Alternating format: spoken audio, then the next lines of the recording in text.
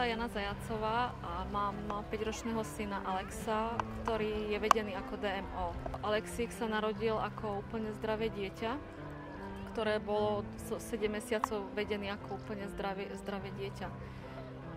Keďže sa mi nepáčilo, že Alexík v pol roku nesedel, nedvíhal sa na nožičky, hlavičku nedržal, pýtala som sa od detskej lekárky na odborné vyšetrenie k neurologovi. Po návšteve neurologa, kde mi pani neurologička, pani doktorka povedala, že Alexík bude mentálne akože zaostalé dieťa, ktoré nebude nikdy ani sedieť, myslela som, že sa mi zrúti celý svet. Bolo to pre nás veľmi ťažké. Začali sme cvičiť Vojtovú metódu.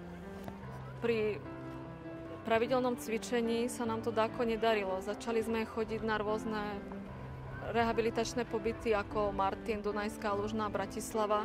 Boli sme dvakrát v Adeli centre v Piešťanoch. Po tomto pobyte Alexík začal svojským spôsobom štvornoškovať, čo bol pre nás zázrak.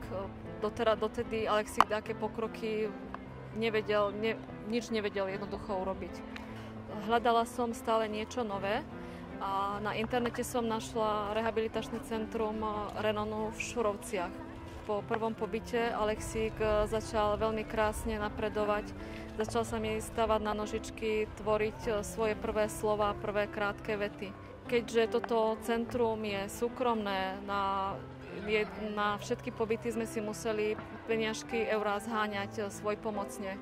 Zo začiatku nám pomohla rodina, známi, potom sme si zobrali na to spotrebný úver, dakedy dobrí ľudia neznámi nám pomohli, ktorým veľmi pekne ďakujem.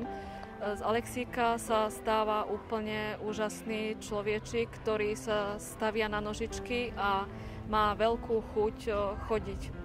V poslednom čase veľmi často opakuje, že ja budem chodiť, ja chcem chodiť.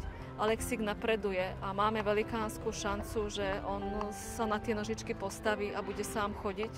Len chce to strašne veľa trpezlivosti a hlavne opakovaných pobytov, cvičenia a momentálne operácia, na ktorú máme nastúpiť v septembri. Jedná sa o operáciu Ulzibat v Kladne, kde by mu narezali šlachy, ktoré nám najviac bránia na to, aby sa Alexík postavil na nožičky a začal chodiť sám.